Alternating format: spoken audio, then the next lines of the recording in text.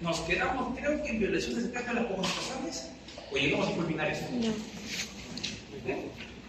Violación de interceptación telefónica, ¿hablamos de interferencia telefónica? No.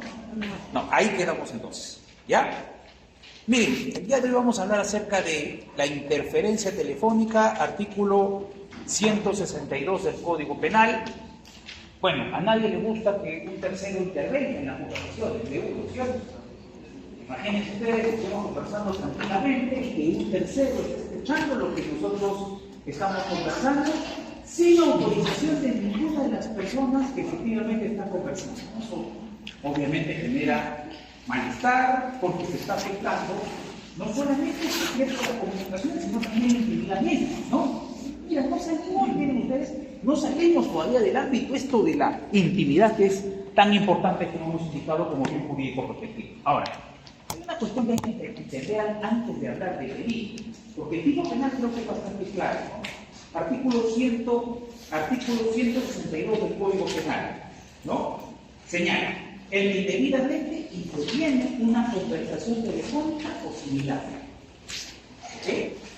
O indebidamente. ¿Qué significa indebidamente desde el punto de vista del Código Penal? Obviamente ilegalmente, sin que haya ninguna de las partes autorizado efectivamente, ¿no?, que esta persona pueda intervenir en esta conversación.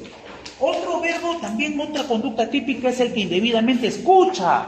O sea, no solamente basta intervenir una conversación telefónica, sino también bastaría para que el tipo penal se encuentre configurado como escuchar solamente. ¿Ok? ¿Se acuerdan?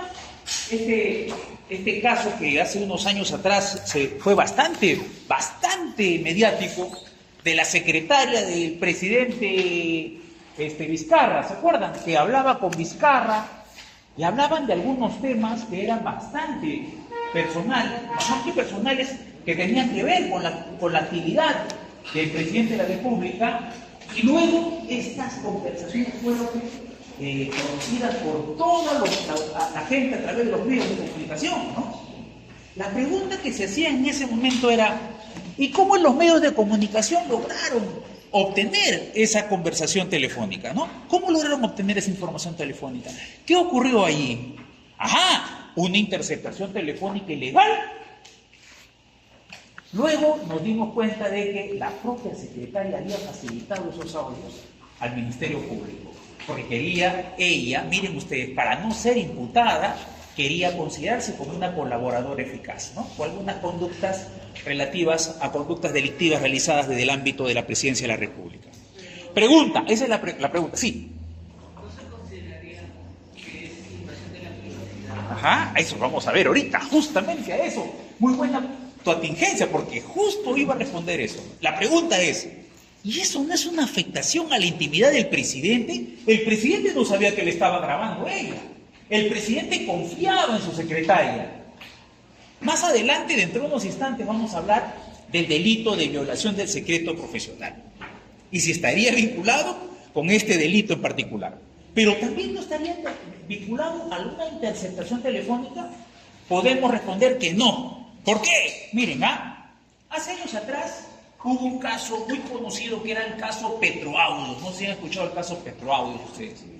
El caso Petroaudios, dos personas vinculadas con el gobierno aprista, uno de ellos abogado, comienzan a hablar acerca de un acto de corrupción dentro de Petroperú, beneficiar a una empresa en particular, miren ustedes, y hablan pues de una manera bastante grotesca de actos de corrupción.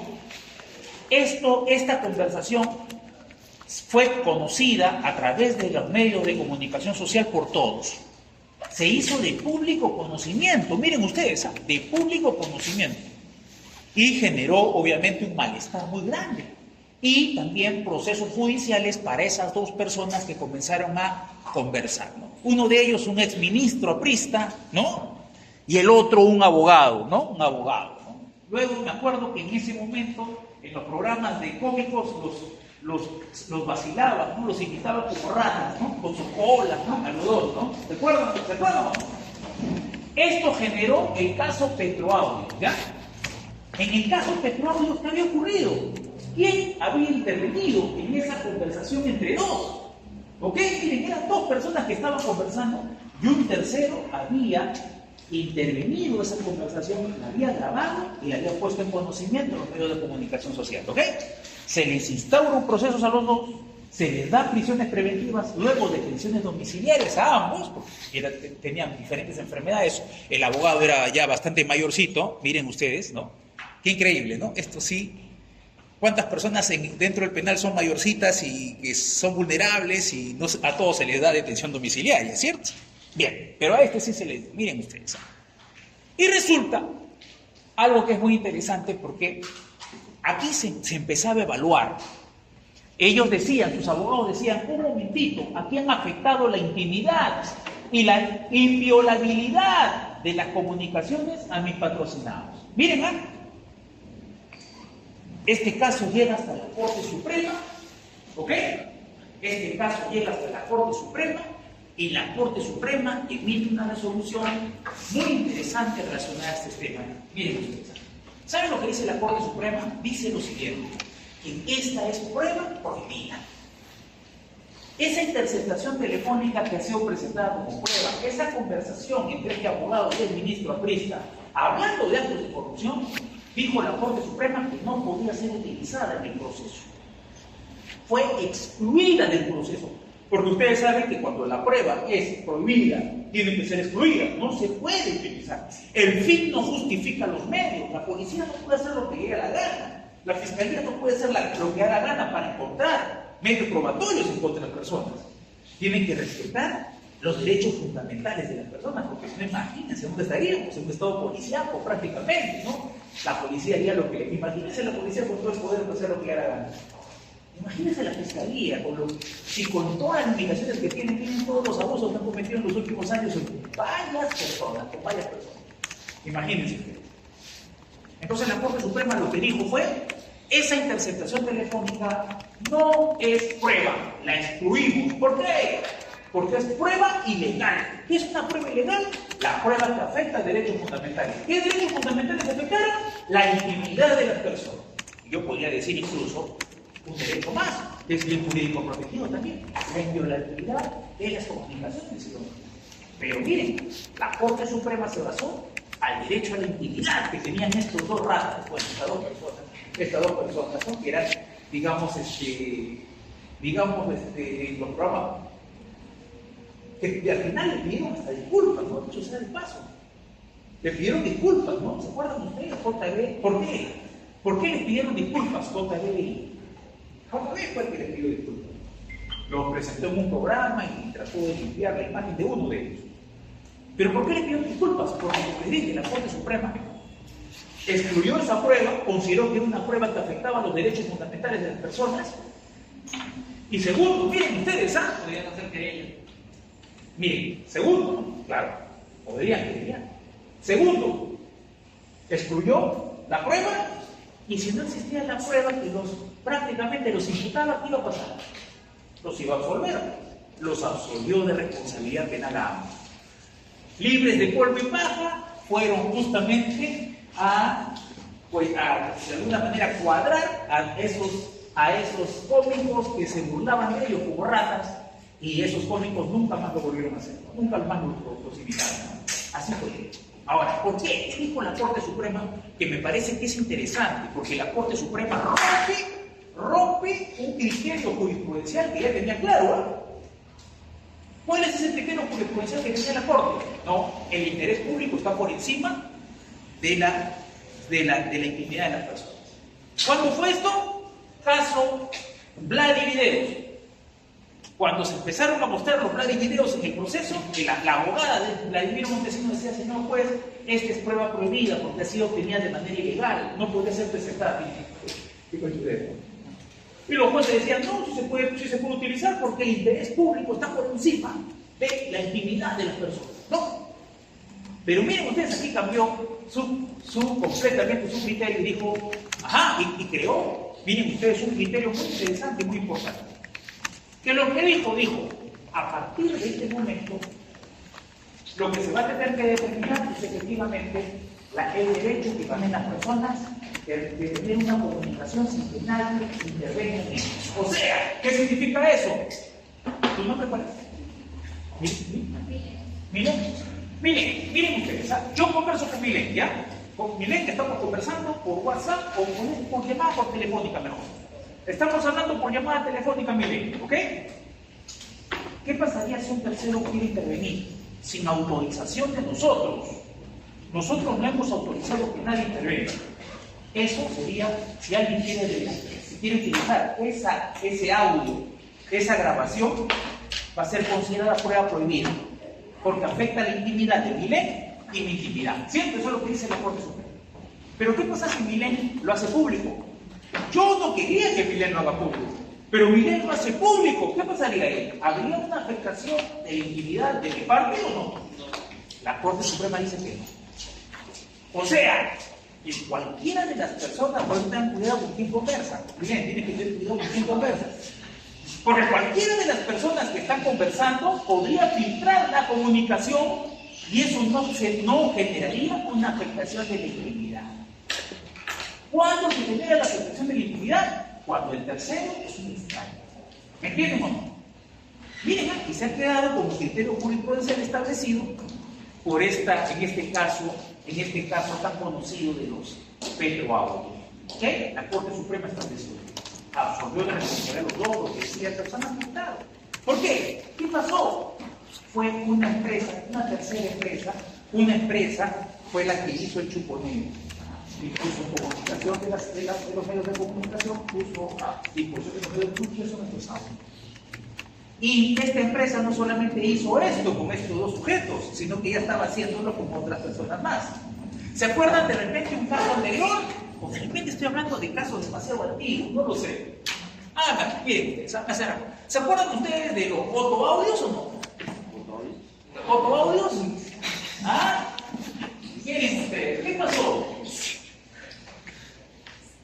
Lourdes Flores Nava quería ser alcaldesa de Lima, se lanza a la alcaldía de Lima por el PPC, está compitiendo con Susana Villarán. ¿Se acuerdan? Bueno, Susana Villarán estaba tremendamente atrás. Tremendamente atrás estaba Susana Villarán. Pero ¿quién fue el personaje que de alguna manera levantó a Susana Villarán para que gane las elecciones? ¿Se acuerdan ustedes quién fue o no? El principal, porque fueron varios. ¿Se acuerdan quién fue el principal? El francotirador, dicen. Jaime Bailey. Jaime Bailey la levanta a Susana Villarán. Dicho sea de paso, Jaime Bailey ya ha ganado el nombre francotirador a Canal 2. Eso significa que va a querer tener un programa justo para campaña. Vamos a ver a quién le hace campaña, porque siempre él hace campaña a alguien, ¿no? Pero no es el único, no es el único. Miren ustedes, Bailey la levanta, ¿y cómo la levanta? Se supone que Lourdes Flores es su amiga, ¿no? Pero ¿qué hace? En su programa saca los famosos fotoaudios. Una interceptación ilegal telefónica realizada a Lourdes Flores, que estaba conversando con su personero, con Javier Barrón. Y como le estaban indicando de todos los problemas que generaban, los ataques que le hacían en ese momento para que no sea alcaldesa, ella dice una frase que, bueno, la utilizan tremendamente mal durante toda la campaña. Métanse la alcaldía al poto, dice, ¿no? ¿Por qué? Porque ella, bueno, su aspiración siempre fue ser presidente de la República, ¿cierto? ¿No?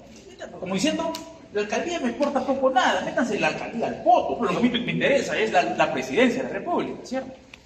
Bastó esa frase, fíjense ustedes, y ya la hicieron pues tremendamente conocida. Bailey pues, magnificó la frase, y eso poco a poco iba generando pues, que mucha gente desconfiara de esta señora, no vote por ella. Miren ustedes, una frase puede ser suficiente para que una persona pierda. Recuerden, Lourdes Flores también, campaña presidencial, estaba en segundo lugar, iba a ir a segunda vuelta como Humala, hubiese sido la primera presidenta mujer y no Dina Boluarte, ¿cierto? ¿Pero qué pasó? Justo cuando ya estaban muy cerca de las elecciones, van a entrevistarle a ella, que estaba con su padre en una piscina. No sé si se acuerdan ustedes o de repente hace mucho tiempo pasó esto. Y le entrevistan y le dicen y le preguntan al papá, miren, usted está en la piscina con su papá, cosa que es un error, me parece a mí, la piscina, yo le voy a explicar por qué. Porque la piscina también fue culpable de que ella no gane la siguiente elección, y le voy a decir por qué. Decía como su papá. Y decía, pues a su papá le pregunta a la prensa, ¿no? La prensa le pregunta, y señor, ¿y qué opina de Toledo? Y el señor dice una frase que le hace perder a su hija. ¡Ah! El Eugenio de Harvard. Olvídense. Olvídense. Ya se imaginan ya la repercusión. Ya se imaginan la repercusión. Eso fue aprovechado por Alan García y Alan García pasó a segunda vuelta como mala. Miren ustedes. Y pero no fue la única vez que, bueno, varias veces ha perdido. Lourdes Flores siempre en la puerta del horno se le quebra el pan. Parecía que iba a ser alcaldesa, perdió por los votos. Por esta frase de su padre, perdió una elección ya para ir a segunda vuelta. Lo más probable es que hubiera ganado. Ganó Alan, recuerden ustedes, y Alan había tenido un gobierno desastroso. Y miren ustedes, la gente prefirió votar por Alan que por Humala. ¿Y miren, Alan? Más vale malo conocido que bueno por conocer, dice el dicho, ¿no? Miren, ¿no? Y luego pierde la siguiente elección. ¿Por qué? Porque la filman nadando en la piscina de quién, de Javier Barroso, con el que estaba hablando por los votos de ahora. ¿Ya? Miren, eso es más salado que la nadando en la piscina y la prensa. Miren ustedes, muy oronta, nadando en una piscina donde hay mucha gente que no tiene agua.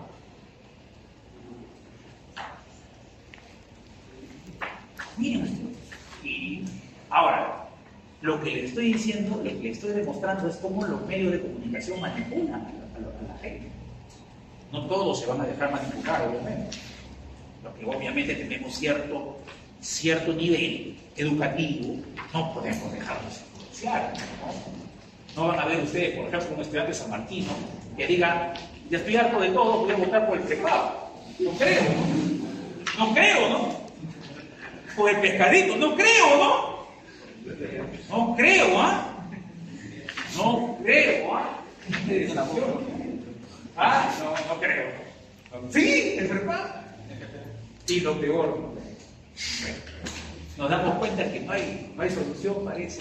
No, hay dos cosas en el universo, hay dos cosas que son infinitas, el universo y la estupidez humana, y no consideramos lo primero. Pero fíjense ustedes que en materia política, cada uno tiene su propia postura. Pero a mí lo que de verdad creo que es importante es que el alumno tenga su postura, o el estudiante tenga su postura. Porque bueno, yo puedo ser de izquierda, puedo ser de derecha, puedo tener mi propio pensamiento, pero lo importante es que tengas un pensamiento. El no tener, el no importarte es lo peor que podría pasar a un estudiante, sobre todo de derecho. El no importarle la política puede ser lo peor que puede pasar a un estudiante, ¿o no? Porque eso genera que miren ustedes, dan de castigo, por ejemplo. Ahora mejor ni les pregunto por qué me votaron en las últimas elecciones. El tema del business track. Miren, este es un caso interesante. Fotoaudios grabaron a esta candidata y diciendo, métanse la alcaldía al poto. Y perdió las elecciones por decir esa frase. Lo que ella pensaba, ahora ya no puede. Ahora ya no puedes decir lo que piensas, ¿eh? Porque si tú dices lo que piensas, es la hipocresía absoluta en las redes sociales. Si tú dices lo que piensas, olvídate, ¿eh? Espera recibir un montón de mensajes, muchos de ellos realizados por personas que se esconden bajo un seudónimo, ¿no? El anonimato, porque son bien valientes. Cuando son anónimos, todo el mundo puede ser valiente, ¿no? Para atacar a las personas. Es algo bastante común que ocurre, ¿cierto? ¿No? ¿Por qué? Entonces, ¿qué pasó con Business Track? Cuando hicieron esa interceptación telefónica, la policía comenzó a investigar. Llegó al lugar, con la fiscalía llegó al lugar de esta empresa, y la fiscal que llegó, miren la fiscal que llegó, a ver, ustedes van a decir, miren, esto es en este siglo. Sí, en este siglo ha sido. O sea, no le estoy hablando de un caso del siglo pasado, ojo, en este siglo. Llegó la fiscal, dijo, intervengamos todas las computadoras. USBs metían a todas las computadoras y grababan toda la información de las computadoras de la empresa, que hacían los chuponeos telefónicos, ¿ya? 3 USBs. La fiscal hace su acta en Lima, con fecha tal, en el local de Business Track. La fiscal tal, procede a realizar, ¿no? 3. USBs. Empieza a señalar los 3 USBs con todas sus características. ¿Ok? Luego lacra esos 3 USBs con todos los que participan. ¿Ok? Firman todos. Se lo entregan al Poder Judicial para que el Poder Judicial los custodie, porque era con el código antiguo, cuando el Poder Judicial era el que hacía la instrucción. El Poder Judicial dice, vamos a... Miren ustedes, ahí es donde yo sospechaba. Cuando pasó eso, dije, ay caramba, acá va a pasar algo. Y no me equivoqué, ¿eh? ¿Saben qué hizo el Poder Judicial? Pues el Poder Judicial dijo, todos estos elementos de convicción lo vamos a guardar en un ambiente, solamente para estos elementos de convicción. Y vamos a poner una puerta de metal y 2 vigilantes en la puerta. Miren ustedes. 2 vigilantes, una puerta de metal, y estaban todos los elementos de convicción. Juicio oral. Que traigan los USB para ver qué información tienen las computadoras de Bienestar, ¿ya? Miren, ¿eh? Abren el sobre lacrado y los 3 USBs que estaban tenían características diferentes a las señaladas en el acta fiscal. ¿Cómo podía ser eso?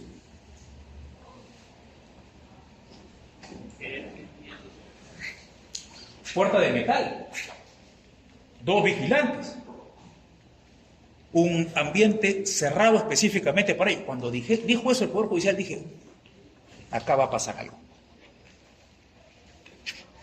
¿Cómo es posible que los USBs que señalaban en el acta la fiscal que realizaba la diligencia, luego en el juicio se determine que eran 3 diferentes, tenían 3 características diferentes? Pregunta, ¿esos 3 USBs se pueden utilizar como prueba en el proceso o no?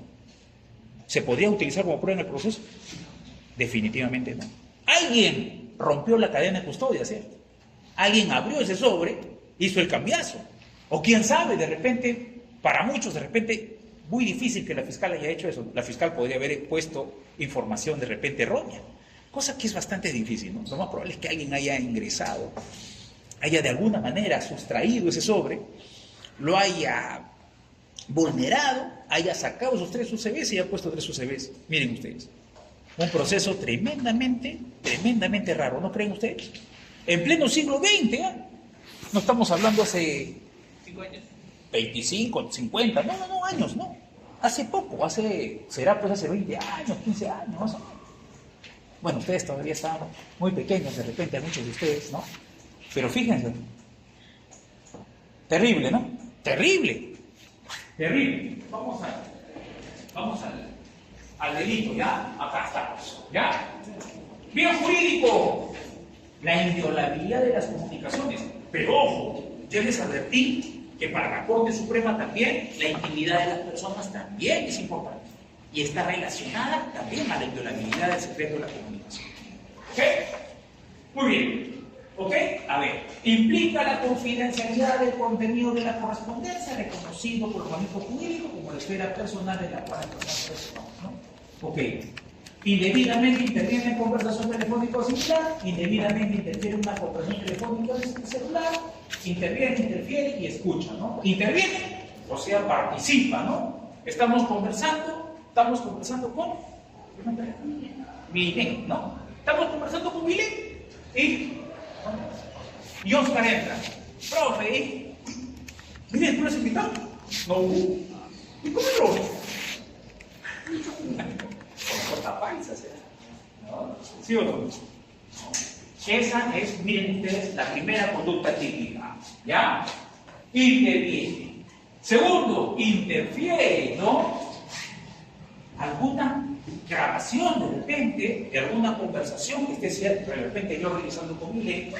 Y en el tercer caso, escucha, basta que una tercera persona escuche nada más para que se configure esta conducta de ¿ya? Agravantes, si el que comete el delito es un funcionario o servidor público, si la información clasificada es secreta, es clasificada como secreta, reservada o confidencial, y en tercer lugar, si compromete la defensa, seguridad o soberanía nacionales, o el que realiza este acto es un integrante de alguna organización criminal. Son circunstancias que agravan el delito, pero miren ustedes cómo se castiga esta conducta delictiva. Basta solamente escuchar una conversación, ¿no? Entre 2 personas Y ya con eso, sin autorización de las dos, obviamente, ¿ah? Sin autorización de las dos personas. Y con eso no se considera delito. ¿Okay? En mayor medida, si alguien pues, está interviniendo o alguien está interviniendo, ¿no?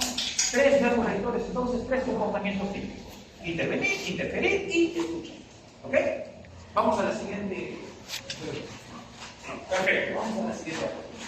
Aquí vamos a hablar, miren ustedes, tres delitos relacionados a esto. Violación de la correspondencia, artículo 161. Abrir indebidamente una carta, pliego, telegrama, radiograma, despacho telefónico u otro documento de naturaleza análoga que no le esté dirigido o apoderarse indebidamente de algunos de esos documentos sin que no esté cerrado. Bien, estos delitos que vamos a ver a continuación son delitos que han envejecido un poquito mal. Han envejecido un poquito mal. ¿Por qué les digo que han envejecido un poquito mal? Porque habla de telegrama, por ejemplo, ¿no? ¿Saben ustedes lo que es un telegrama? Un telegrama no, ustedes no lo han visto nunca, ni en pelea de perros, ¿no? El telegrama, ¿perdón? Sí, era como, bueno, antes el internet, estamos hablando de hace varios años atrás, en mis tiempos, y eso, miren, yo me acuerdo que una vez el director de la carrera, cuando yo estudiaba Derecho en esa época, era estudiante de Derecho, vino y dijo, ya tenemos en la universidad internet. Y yo decía, ¿qué es eso? Y todo el mundo se preguntaba, ¿y para qué sirve? Y al inicio el internet nos servía para buscar libros en la biblioteca, nada más. Pero después miren ustedes cómo ha ido mejorando las condiciones del internet, ¿no? Antes, cuando tú pagabas por servicio de internet, no tenías que rogar que nadie te llame en ese momento. Porque si alguien te llamaba por teléfono, te cortaba tu conexión a internet. Y además, para que se conecte a internet demoraba mucho. Tú para pasar de una página a otra, te demorabas por lo menos 1 minuto. Eran otras épocas, ¿cierto? Al inicio. Ahora ya miren ustedes cómo ha cambiado el internet, ha cambiado bastante.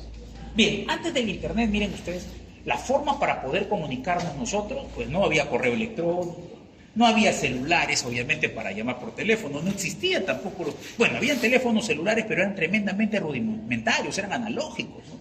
No podías ver a una persona, no podías ver fotografías de ninguna manera, ¿cierto?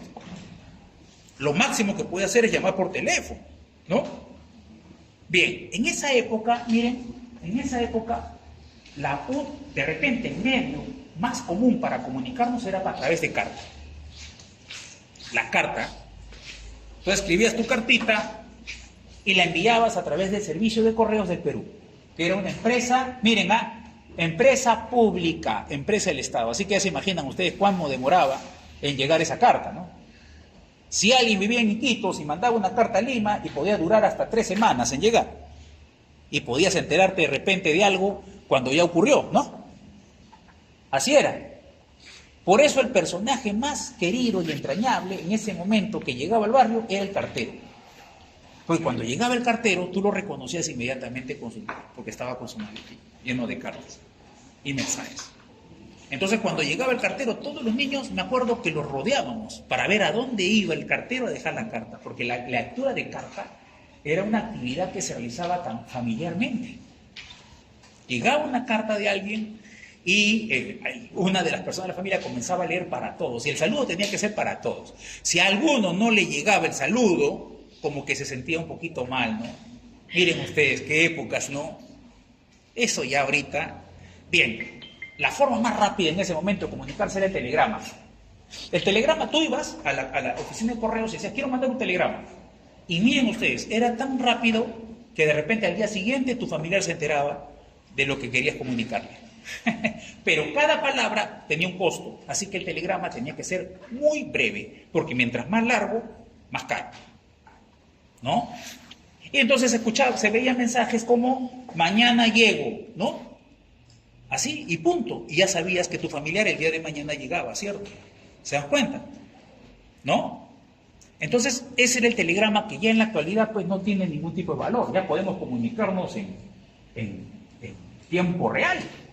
Podemos incluso ver fotografías, conversar con personas en tiempo real. Cosa que en ese momento era algo increíble, ¿no? Algo de futurista, ¿no?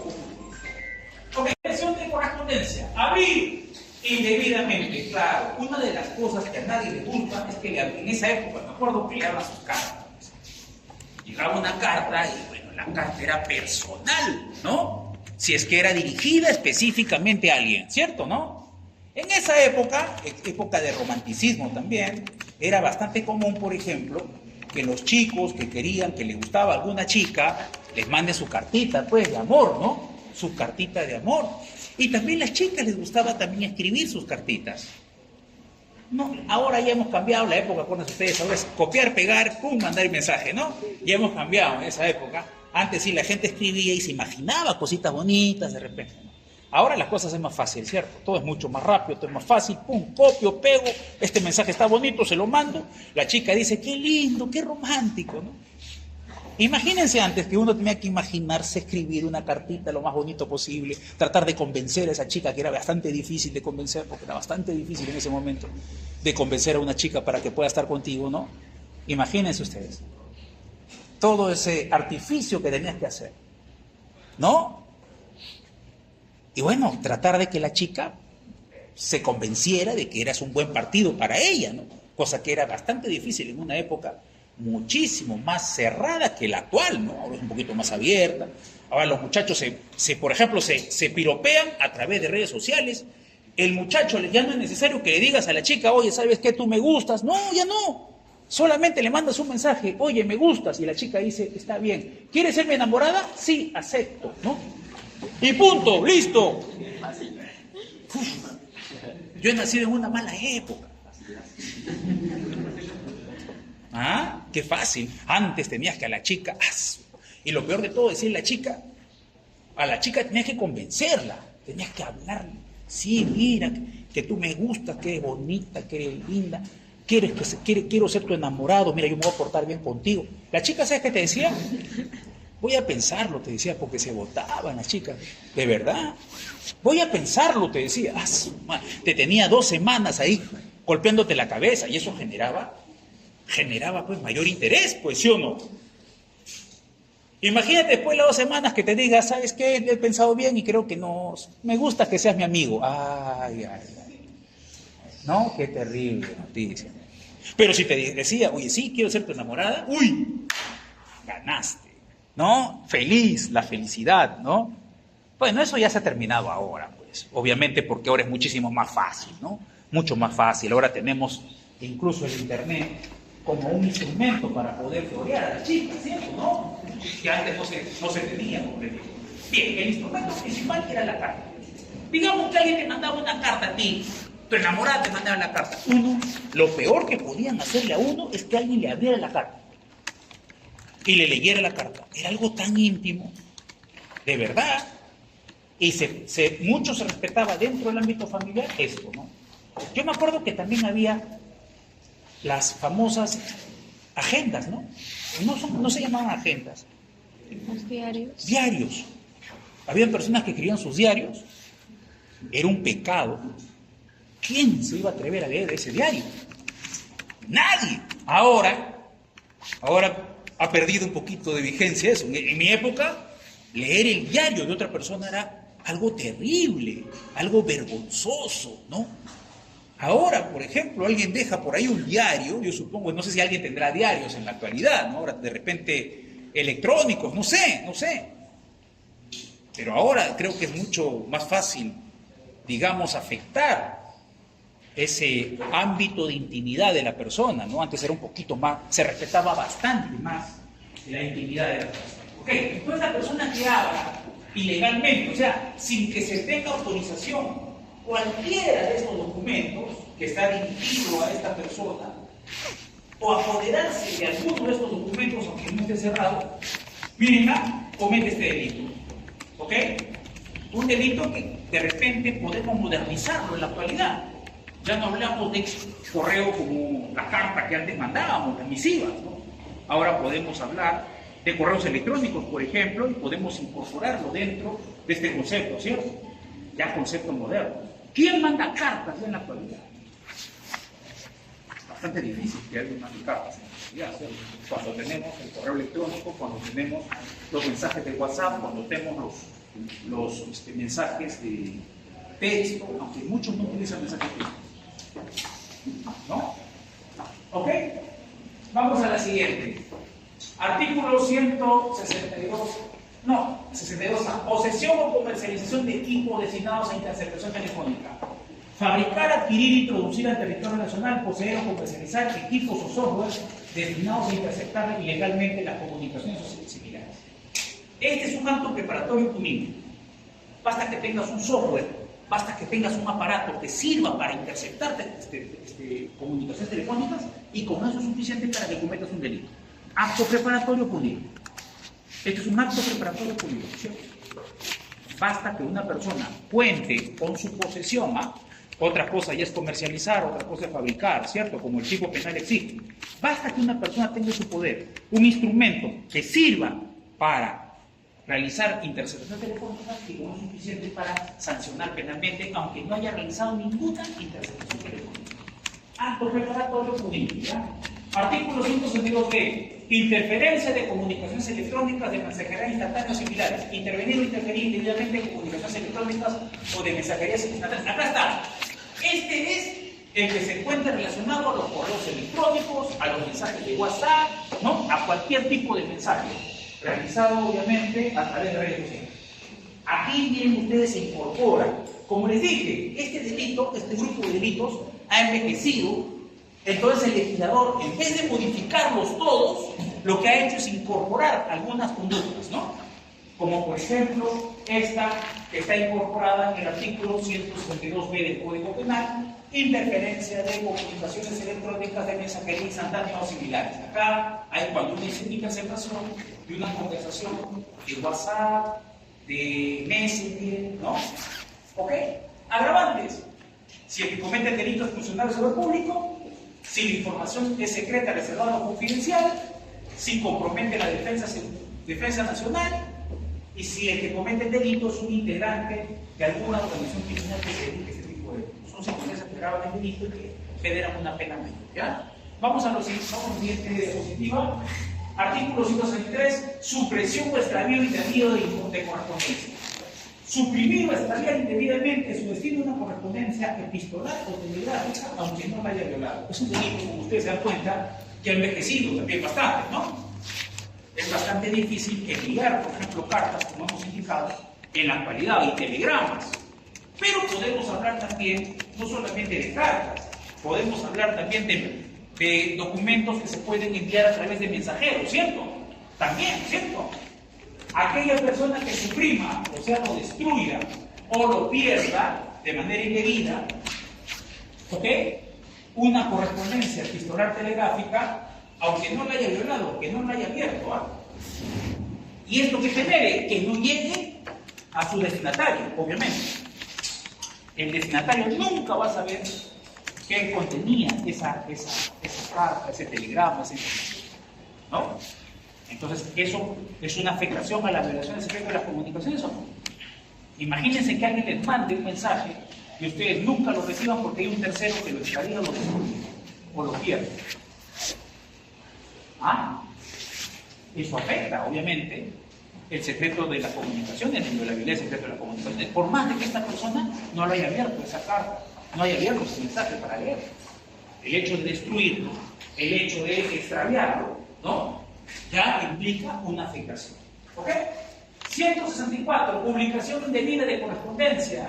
Publicar indebidamente una correspondencia epistolar o telegráfica no destinada a publicidad, aunque haya sido dirigida a una persona determinada. O sea, aquella persona que pone en conocimiento de un mensaje, pone en conocimiento sin autorización de las personas interesadas, obviamente, ¿no? Es más, él puede ser una persona interesada, se le está comunicando algo en particular, pero eso que se le está comunicando tiene que quedar dentro del ámbito de su intimidad. No puede hacerlo público. El hacerlo público, miren ustedes, ya genera una conducta delictiva. Sí. ¿Se podría decir, por ejemplo, en el caso de una empresa que le crean a sus trabajadores un equipo de tecnología que no pueda publicar y no hace público, por ejemplo, los planos? ¿Se podría considerar esto? Así es. Cuando está, obviamente, dirigido el mensaje a que la persona que lo recepciona ese mensaje pues se quede dentro de su ámbito de intimidad y no salga a aflorar, ¿no? Para ser conocidos por terceros. Hay esos mensajes, ¿no? Que de repente dentro del ámbito laboral o dentro de diferentes ámbitos se pueden realizar personas indicando, ¿no? Toma, te envío una información, pero que quede para ti nomás, ¿no? Que quede para ti nomás, que nadie lo sepa, ¿cierto? ¿Y esta persona qué hace? Lo hace público, ¿no? Eso también, miren ustedes, puede ser considerado como una conducta delictiva que puede ser sancionada por nuestro Código Penal. ¿Ok? Vamos al siguiente. Entonces vemos nosotros que estos delitos que han envejecido un poquito, tenemos que modernizarlos en el sentido ya de hablar, ya no hablamos ya de cartas, misivas, ya no hablamos de telegramas.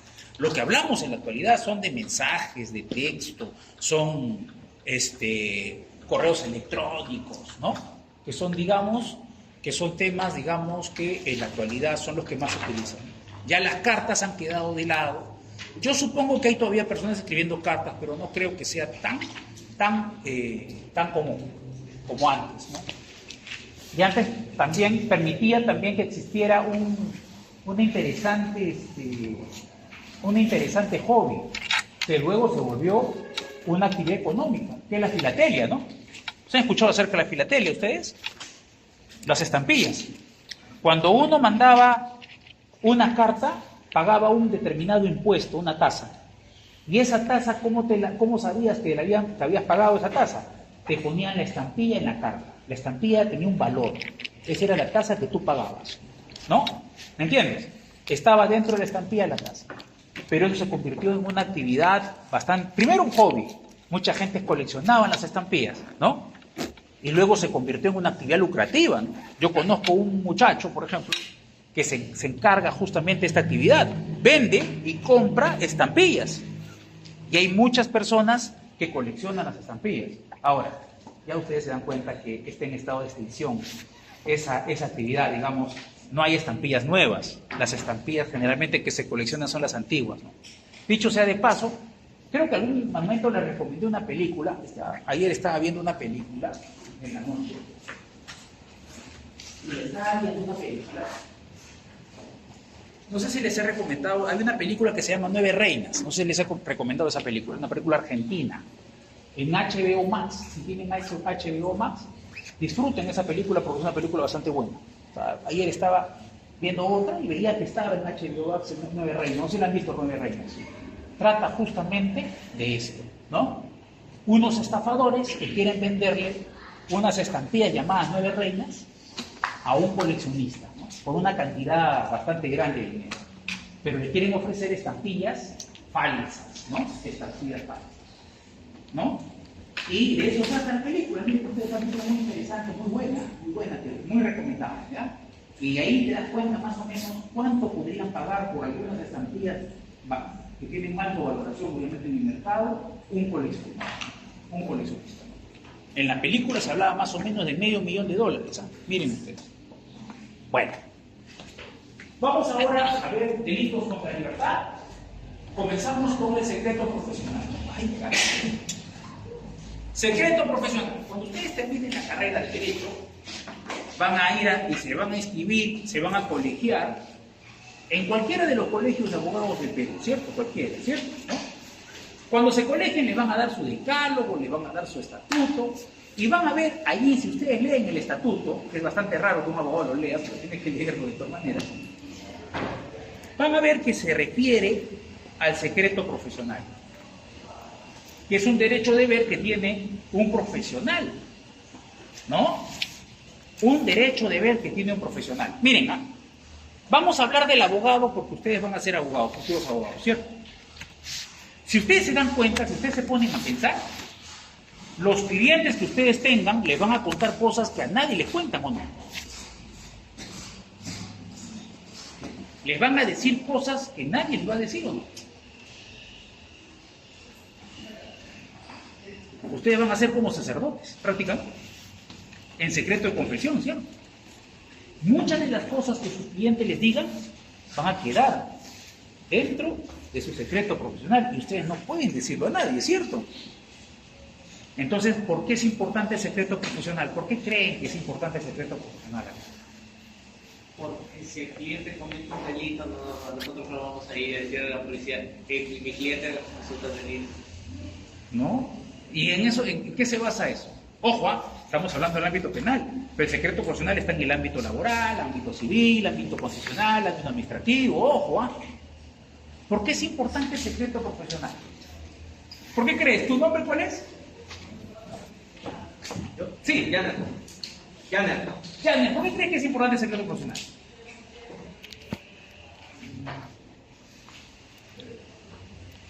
¿Cuál crees que fundamenta que el derecho penal, ojo, lo proteja y sancione? Aunque es un delito difícil, digamos, de sancionar. No es un delito muy común. De la persona, por la privacidad. ¿Ve? Por ejemplo, es un fundamento. Claro que sí.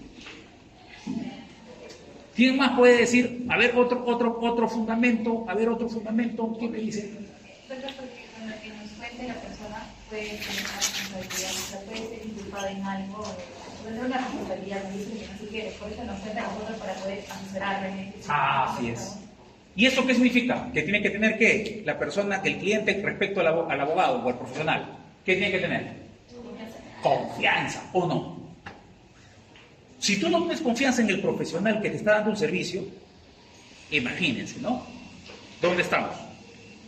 ¿Cómo podemos nosotros realizar algún tipo de profesión si nuestro cliente no tiene confianza en nosotros?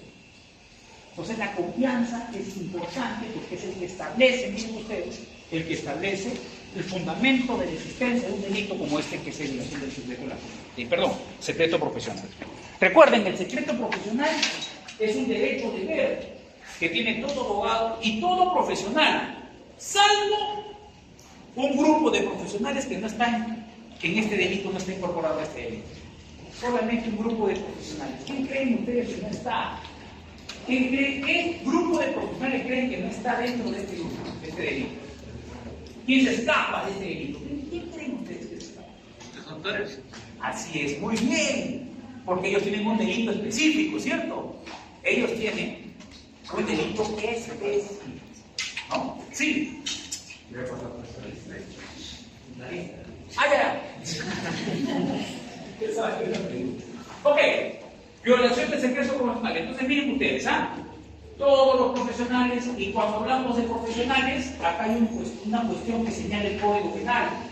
No solamente habla de una persona que es profesional en sí, una persona que ha estudiado una carrera profesional y que tiene un título profesional, sino que el Código Penal también hace referencia a otras personas que realizan determinadas actividades. Habla de personas que tengan algún determinado oficio, personas que tengan algún empleo, personas que tengan alguna profesión, ahí sí están incorporados los profesionales, y también ministerio. Cuando hablan de ministerio, ¿a qué se refiere? A la actividad religiosa. ¿Ustedes han confesado alguna vez o no? ¿Pecadores han confesado o no? Sí, claro. Cuando van a confesarse, se supone que el cura los escucha, el sacerdote los escucha, y no puede contar, ¿no?, a nadie lo que ustedes les han contado, ¿cierto? ¿No? El cura no va a ir con el otro cura diciendo, ¿sabes lo que me ha contado? No puede ser, ¿no? No puede ser. Tiene que mantener en secreto, ¿cierto? En eso se refiere el ministerio. ¿Han visto las novelas mexicanas? El cura siempre sabe todo lo maldad, ¿no? Pero se tiene que callar por secreto de confesión, ¿cierto? Ya cuando falta una semana para que termine la novela, recién el cura se anima a confesar y a señalar todo lo que ha pasado, ¿no? Y uno dice, si hubiese evitado todo esto, si el cura hubiese contado todo lo que sabía, ¿cierto? El cura, el sacerdote, o análogo, párroco, no sé si en otras religiones diferentes a la católica también existe el tema de la confesión, no lo sé. Pero la confesión, miren ustedes, también está hablando del secreto profesional. También se habla de oficio y empleo. Oficio, ocupación, puede ser chofer, ama de llave, mayordomo, jardinero, detectives privados. En Estados Unidos es muy común que una ama de llave de repente o un mayordomo termine de trabajar con una persona famosa y haga un libro sobre la vida de la persona famosa, ¿no? Eso afecta desde el punto de vista del derecho penal peruano el secreto profesional, ¿cierto? ¿No? Y yo supongo que para eso tienen que pagar una determinada cantidad de dinero, una cantidad muy alta de dinero. ¿En el Perú ha pasado eso? Creo que no recuerdo, pues, no creo que haya personas tan famosas como para que una persona... Bueno, hubo un caso similar que no es violación de secreto profesional, pero fue un caso que generó bastante repercusión. Es el caso de Gisela Valcárcel, no sé si se acuerdan ustedes del caso. Bueno, no se acuerdan, pues ni nacía. Resulta que Gisela Valcárcel salía con un tipo que se llamaba Carlos Vidal, que era su modelo. Tuvo una relación que duró más o menos, ¿ah? Y cuando termina con este tipo, el tipo decide, entre comillas, escribir un libro sobre Gisela, ¿no? Y le tituló La Ceñito. Miren ustedes, La Ceñito. ¿Ok?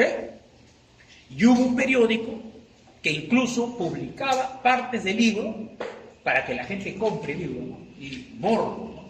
El morbo. Gisela impidió de que ese periódico siga publicando ese libro, y Gisela impidió que Carlos, este ex modelo y pareja, publique su libro de manera masiva. ¿Cómo? ¿Saben cómo lo hizo? ¿Saben cómo lo hizo? ¿Se imaginan o no? Vladimiro Montesinos. Fue donde Vladimiro le dijo: tío Vladi, tengo este problema. Y el tío Vladi le dijo: no te preocupes, Giselita, yo te soluciono todo tu problema. Hay un Vladimireo efectivamente respecto a eso, ¿no? Esto porque hace poco ha salido Gisela desmintiendo que sea fujimorista, ¿no? ¿Han visto? Yo no soy fujimorista, y se le sacó un video apoyando a Keiko, ¿no? Y bueno, no soy fujimorista, dice. Pero en uno de los Vladimireos se ve a Gisela Valcárcel hablando con el Doc en la salita del cine. Fue a buscarlo por los procesos también que tenía, procesos también, y el caso particular de su expareja que quería publicar ese libro y ella le impidió que lo publicara. Miren ustedes. La Ceñito se llamaba ese libro. Ok, empleo, actividad realizada en mérito de una relación jurídico-laboral de subordinación y sometimiento a ciertas reglas, ¿no? Cuando de repente uno es empleado de otra persona, tiene un contrato laboral, habíamos hablado acerca de, digamos, muchas de las actividades laborales pueden generar que una persona se mantenga, digamos, en intimidad, muchos aspectos laborales que pueden ser importantes, sobre todo en esta época, en la época actual, donde es bastante común realizar espionaje, ¿no? Espionaje relacionado, digamos, a la actividad empresarial, ¿no? Hay mucho espionaje empresarial, ¿no? En la actualidad. Bueno, a ver, casos de espionaje empresarial que yo recuerdo. Bueno, han habido varios. Han habido algunos procesos que tiene, por ejemplo, Puma con Adidas, ¿no? Respecto a algunas plantillas. Tienen un proceso ahorita justamente establecido para determinar quién es el primero que las creó, esas plantillas. Pero ¿cómo es que tú puedes crear algo similar a otra empresa? Porque tienes tus espías que verifican efectivamente cómo trabaja la otra empresa para poder copiar muchas cosas, ¿cierto? Eso es algo bastante común que ocurre también en el Perú, ha ocurrido en el Perú. Yo les comento algo. ¿Se acuerdan que yo les he contado que yo trabajaba, cuando estaba estudiando en la universidad, yo trabajaba en Intercola? Y en esa época la Intercola vendía muchísimo más que la Coca-Cola. ¿Y saben qué es lo que hacía la Intercola? La Intercola ganaba más plata en el Perú que la Coca-Cola, dicho sea. Era muy importante la Intercola, la gente consumía bastante Intercola en esa época. Entonces, ¿saben qué hacía la Intercola? La Intercola copiaba toda la actuación realizada o todas las funciones que realizaba, todas las actividades que realizaba la Coca-Cola. En esa época, yo me acuerdo, por ejemplo, que la Intercola en un momento decidió establecer depósitos zonales, depósitos grandes, para poder distribuir las gaseosas en diferentes distritos de Lima. Estamos hablando de Lima. ¿Ok? Pero ¿qué hizo la Coca-Cola? La Coca-Cola cambió la forma de trabajar. ¿Qué hizo la Coca-Cola? La Coca-Cola dijo: ¿yo por qué voy a encargarme de distribuir si yo puedo crear o puedo hacer que varios de mis compradores se conviertan en mayoristas Que ellos vengan, ya yo no pago el flete, que ellos vengan, recojan su gaseosa y lo distribuyan. Y varios de mis trabajadores, que son prevendedores, que son los que vendían la gaseosa, iban de tienda en tienda, ¿yo para qué voy a pagar eso? Mejor que lo pague el mayorista. Entonces hablaba con los principales mayoristas, y los mayoristas compraban sus locales, iban a recoger la gaseosa, y la Coca-Cola miren, no pagaba flete. El mayorista era el que se encargaba de distribuir la gaseosa. No pagaba prevendedores, o sea, las personas que iban a vender la gaseosa. Ya no solamente vendían a los mayoristas. Entonces el Coca-Cola, ¿qué hizo? Al enterarse de que la Coca-Cola hacía esto, decidió cambiar, miren ustedes, cambiar su forma de trabajo. Y decidieron hacer lo mismo que la Coca-Cola hacía en ese momento. Y en la actualidad pasa eso. En la actualidad pasa eso. Ya la Coca-Cola, que aunque compró luego la Coca-Cola, dicho sea de paso, ¿no? Que compró luego la Coca-Cola, ya la Coca-Cola lo que hace es vende al mayorista y el mayorista se encarga de distribución. Ahorrando, miren ustedes cuánta plata. Bien, esa forma de trabajo fue copiada, como les digo, ¿no? Espionaje, que siempre existe entre empresas que son importantes, ¿no? Siempre hay espionaje. ¿Por qué esta tiene más éxito?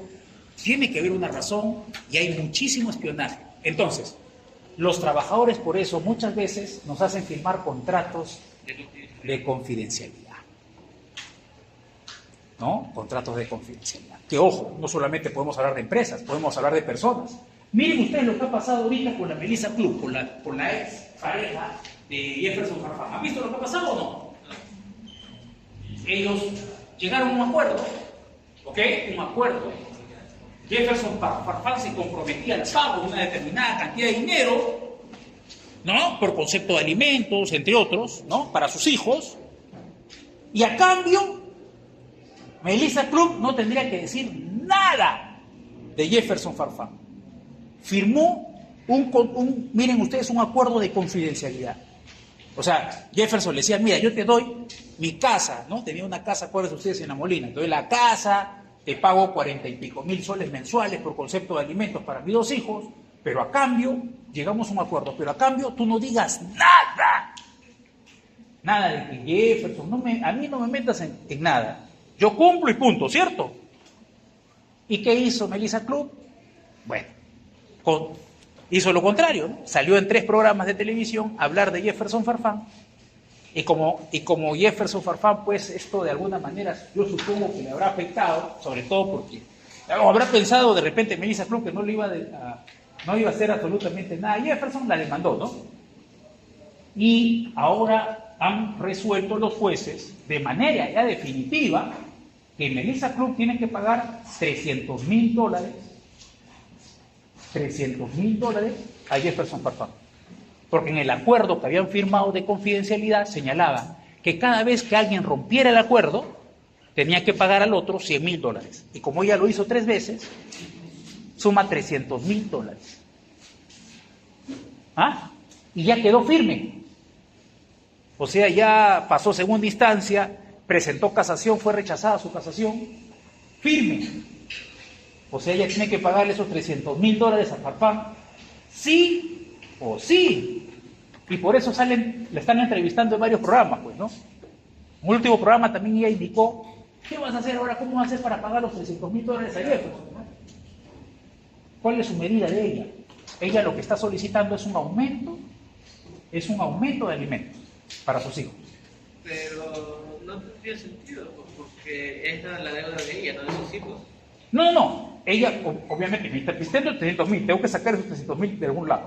Entonces, ¿qué hago? En otro proceso diferente, no en un proceso, el proceso ya terminó En otro proceso está pidiendo ella aumento de alimentos. Ella recibe 40 y pico mil soles, tengo entendido, de acuerdo a lo que se hizo los medios, por los hijos, por sus 2 hijos de Jefferson, ¿cierto? ¿No? Mensuales. Entonces ella está pidiendo más, un monto mayor, ¿no? Cosa que va a ser también, yo creo que más difícil es, ¿por qué? Porque Jefferson ya no es futbolista, ¿no? Claro, aunque muchos van a decir, pero profe, es empresario, tiene su centro comercial y todo lo que ustedes quieran. Pero ya como futbolista, pues Jefferson ganaba una cantidad tremenda de dinero, ¿no? Creo que es el futbolista que más dinero ha ganado. Pues uno de los futbolistas que más dinero ha ganado en la historia del Perú. qué le van a decir que no procede porque sus hijos no necesitan más de cierta cantidad? Bueno, vamos a ver, pues, ¿qué dicen? Ahí va a ser una lucha, ¿cierto? Ella va a decir, sí, necesito, pero un punto que juega en contra de ella es que tiene un hijo, una hija, o sea, ha tenido una hija hace poco, ¿cierto? ¿No? Tiene una relación, creo, convivencial, ¿no? Que todo el mundo conoce, eso puede jugar en su contra, ¿no? Porque muchos dirán, pues, pero ya, pues, entonces, si necesitas, ¿para qué tienes una hija más? O sea, ya eso es una cuestión ya jurídica, seguramente los abogados ahí se van a montar, ya es una cuestión ya legal, ¿no?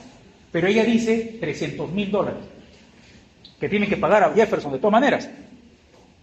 Y la pregunta es, ¿cómo le va a pagar? Y por eso ha estado yendo a determinados programas de televisión donde le están entrevistando, ¿no? Y ella dice, bueno, haré un partido de fútbol, dice, ¿no? Bueno, organizaré un partido de fútbol, dice, para tener la plata para poder pagar a Jefferson. Bueno, vamos a ver cómo hacen. Vamos a ver, ¿no? No sé si... Porque yo supongo que se dedicará a algunas actividades también productivas, yo entiendo. Una vez yo estaba, miren ustedes, dirigiéndome a Chorrillos, al centro comercial de Chorrillos, ¿ya? Y pasé por un local que tenía el nombre de ella, Melissa Club, que era una peluquería. Supongo que será de ella, ¿no? Supongo que será su negocio, ¿no? Ok, miren ustedes, entonces, este tema de la confidencialidad no solamente abarca, obviamente para que abarque el tema laboral, está dentro de este delito, pero no solamente abarca, miren ustedes, las actividades laborales propias de empresas, sino también pueden estar relacionadas a actividades personales, ¿no? Actividades personales. Claro, el hecho de que ella haya declarado eso no implica una violación al secreto profesional porque no hay una vinculación laboral, sino una vinculación de pareja, así que no estaría dentro de este tipo penal, obviamente, ¿no? Ok, vamos a la siguiente diapositiva. Miren, es importante la libertad de reunión. Tenemos todos el derecho a libertad de reunión, ¿cierto? Derecho a reunirnos pacíficamente sin armas. Ahorita miren ustedes qué maravilloso, estamos ejerciendo nuestro derecho a libertad de reunión, ¿cierto? Pero ¿qué pasaría si un funcionario, servidor público, ok, miren ustedes, impide que eso pase, ok? Que las personas se puedan reunir pacíficamente y sin armas, pacíficamente y sin armas. Por ejemplo, ayer ha habido un partido de fútbol, ¿lo han visto ustedes? Ha habido un partido de fútbol, ha habido un clásico en el Estadio Monumental. Miren ustedes, la gente han ido al estadio basado en ¿qué? En este derecho a libertad de reunión, que es un derecho fundamental, que también es bien jurídico protegido, ¿no? Por el derecho penal. La gente ha ido libremente, ¿ok? A ver el partido, ¿cierto? Y eso garantiza el derecho a libertad de reunión. ¿Cómo lo garantiza? A través de las autoridades que pueden, obviamente, controlar la actuación de los hinchas dentro y fuera del estadio. Pero hemos visto que fuera del estadio se han realizado algunos actos terribles, daños a propiedad privada, ¿no? Que no debería de existir, pero mira, eso tiene que ser garantizado por las autoridades. Ahora, la libertad de reunión es un derecho fundamental. El artículo 166 castiga la perturbación de la reunión pública. El que con violencia, amenaza, impide o perturba una reunión pública lícita comete este delito. Cuando hablamos de una reunión pública lícita, una reunión que cuente con la autorización de las autoridades correspondientes. ¿Okay? Por ejemplo, han visto ustedes que hay marchas en el centro de Lima muchas veces. Para que exista esa marcha, tiene que haber una autorización de las autoridades, ¿cierto? ¿No? Las autoridades se solicita la marcha por el lugar donde va a realizarse, te dan la autorización. ¿Y para qué te dan la autorización? Para que se envíe una cantidad de policías para que pueda verificar que esa marcha se realice de manera pacífica, no violenta. Esa es la idea. Si es que se cumplen con esos requisitos, cualquier persona utilizando violencia, amenaza, que perturbe efectivamente esa reunión, cometería un delito, ¿no? Cometería un delito. Artículo 167, prohibición de reunión pública lícita por funcionario público. El funcionario público que abusando de su cargo no autoriza, no garantiza, prohíbe, impide una reunión pública lícitamente convocada, comete un delito. Este delito es un delito especial, solamente puede ser cometido por funcionario público. ¿Ok? Por ejemplo, nosotros estamos en una reunión lícita en este momento, ¿cierto? La actividad que estamos realizando es una actividad lícita. Contamos con las autorizaciones de las autoridades de la universidad, de la facultad. Han establecido un horario, efectivamente, donde el profesor y alumno podemos conversar de diferentes temas relacionados al derecho penal parte especial. Imagínense ustedes que ven una autoridad y no se olvida seguir dando la clase, sin motivo, sin fundamento alguno, porque le dio la gana. ¿No? Muchos me van a decir, cosas, pero eso no sería un acto de abuso de autoridad.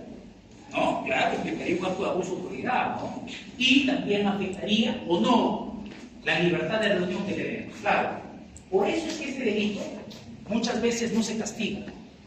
Y este delito es difícil de ver, estos delitos es difícil de ver que alguien los denuncie, porque existe el delito de abuso de autoridad, que es un delito, digamos, mucho más efectivo, que implica una denuncia a una autoridad que realice un acto arbitrario, ¿cierto? Delito que ustedes van a estudiar de aquí a 2 ciclos más, ¿no? De acá a 2 ciclos más.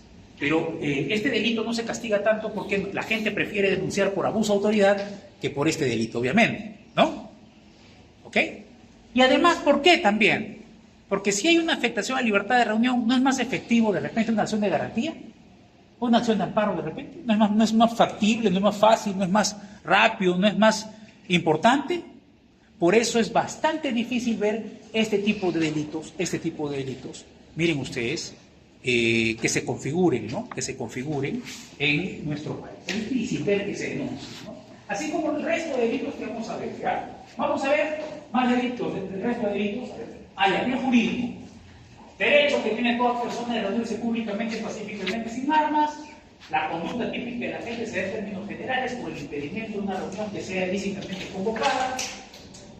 Se requiere que el sujeto activo utilice abuso de cargo siempre que sea funcionario del sector público, o si no es funcionario del sector público el que comete el delito, cometer violencia o amenaza, para que se impida efectivamente esa reunión pública que ha sido lícitamente convocada. Bueno, delito, como les dije, difícil de ver, porque la gente prefiere presentar una acción de garantía, una acción de amparo, o prefiere denunciar por abuso de autoridad si el que comete el delito es un funcionario público. ¿Ok? Vamos al siguiente grupo de delitos.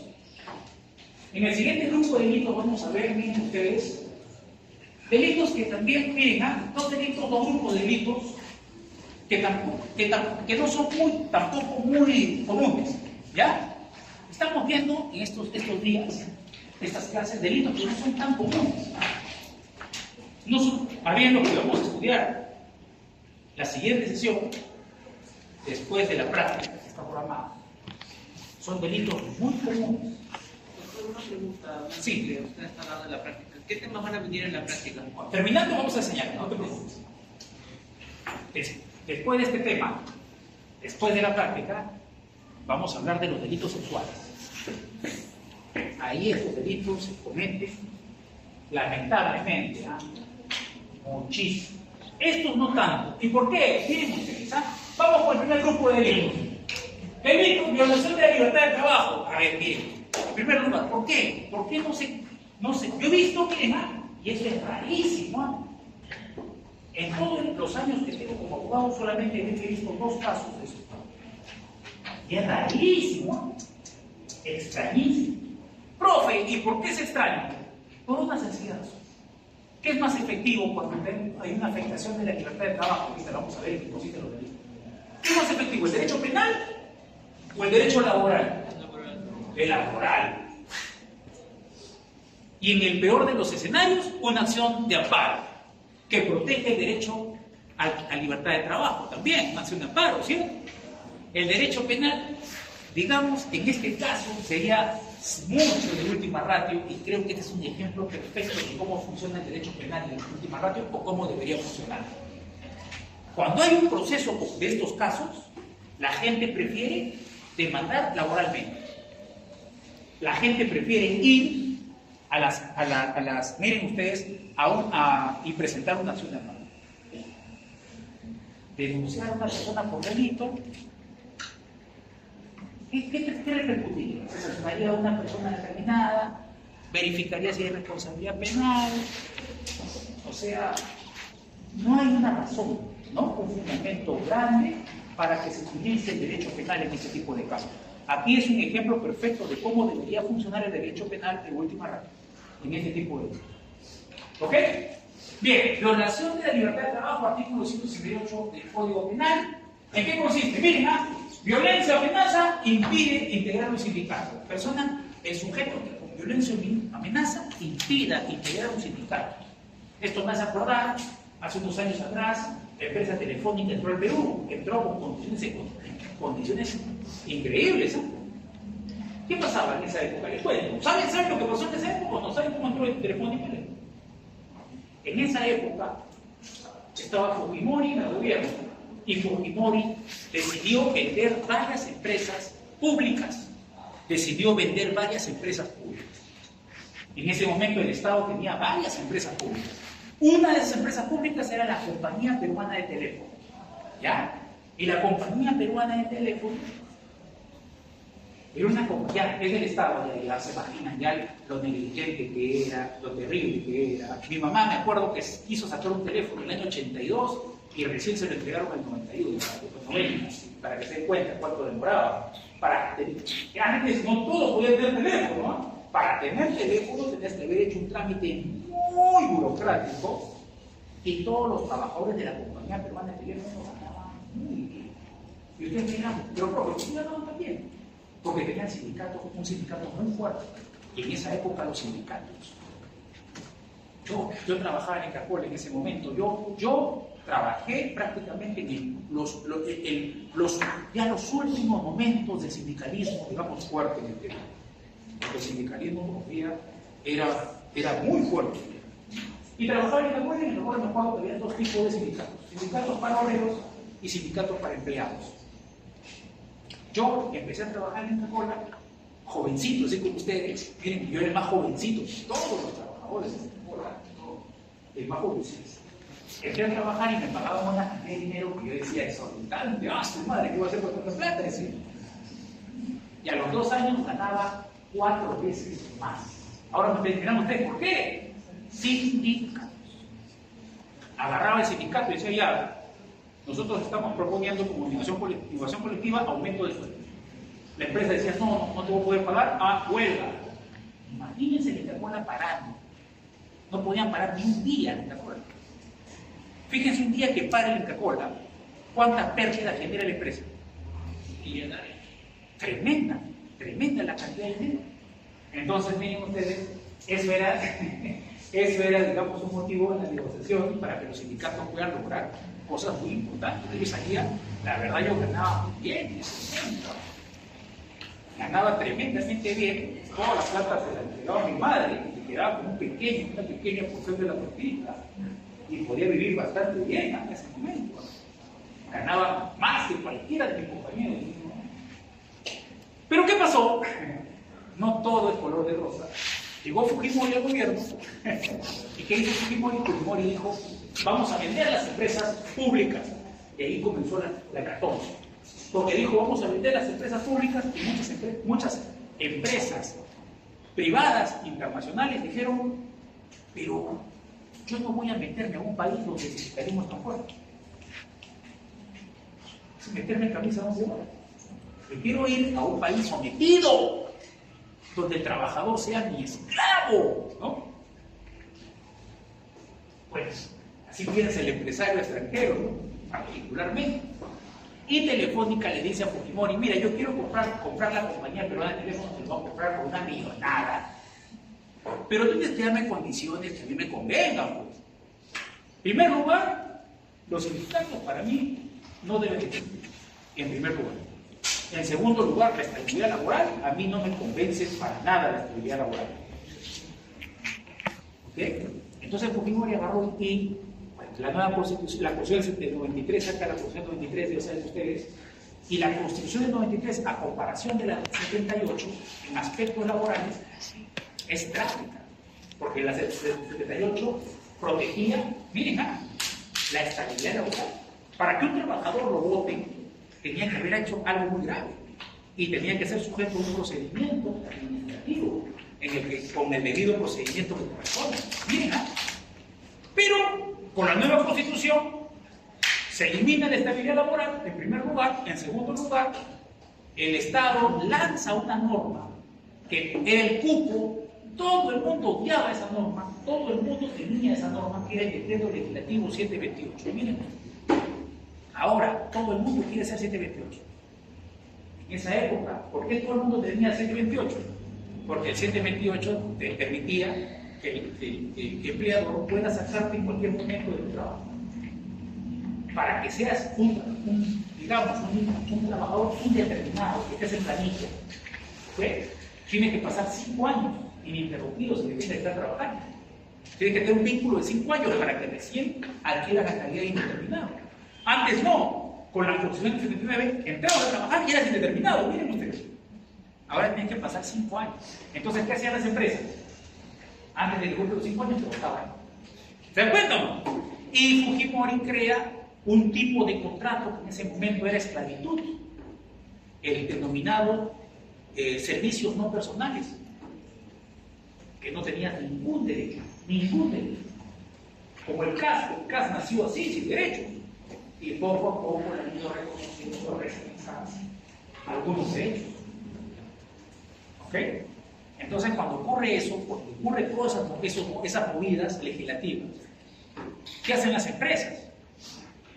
Por ejemplo, yo trabajaba en Ligapola, lo primero que hacen las empresas, ¿saben lo que hacen las empresas al comienzo? ¿Saben lo que hacen? Lo primerito que hacen. ¿Sí? Dirigentes sindicales, vengan, cierren. Bueno, hasta aquí nomás. Muchísimas gracias por tus servicios. Toma tu cheque, que te vaya bien. Los primeros que salían fueron los dirigentes sindicales. Así es como Fujimori destruyó los sindicatos. Entonces los dirigentes sindicales se iban contentos, en Ligapola sí contentos, porque salían con un cheque muy jugoso, ¿no? Ligapola les pagaba muy bien. Pero en otros lugares ni te pagaban. Los procesos laborales se implementaron de una barbaridad tremenda. Carga procesal en procesos laborales era tremenda. ¿Ok? ¿Qué ocurre entonces ahí? Miren, de ahí ocurre algo que es interesante. La Telefónica dice, ahora sí, ya puedo invertir, pero quiero más todavía, más beneficios para mí. Quiero un contrato para hacer monopolio. Un contrato monopólico con el Estado por 25 años. La única empresa que vende servicios telefónicos. 25 años. Y en Perú, mire, la Constitución dice que están prohibidos los monopolios y oligopolios, pero en Perú firma un contrato monopólico con Telefónica para que Telefónica tenga 25 años trabajando solos. Y ni así, en la actualidad, han podido mantener la empresa por todas las deficiencias que tiene. Incluso han vendido, acuérdense ustedes, los españoles, porque Telefónica era de español, ahora lo han vendido a un argentino. Ahora el dueño de Telefónica es un argentino. Y eso se debe porque no han querido pagar también una gran cantidad de impuestos que estaban obligados a pagar y no han querido pagar, también tapiceros, ¿no? Pero miren, ¿por qué les hablo de Telefónica?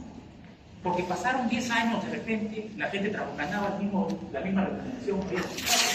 ¿Quién iba a decir, oye, ¿sabes qué? Auméntame el sueldo. Si tú no le pides al empleador, auméntame, el empleador de buena fe no lo va a hacer.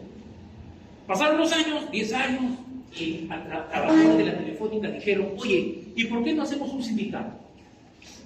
Si antes nos iba bien con los mismos sindicatos, ¿por qué no lo hacemos? 28 trabajadores agarraron, se reunieron, hicieron una reunión para crear un sindicato en la Telefónica. La Telefónica dijeron, hacemos de esto, eso es lo mismo.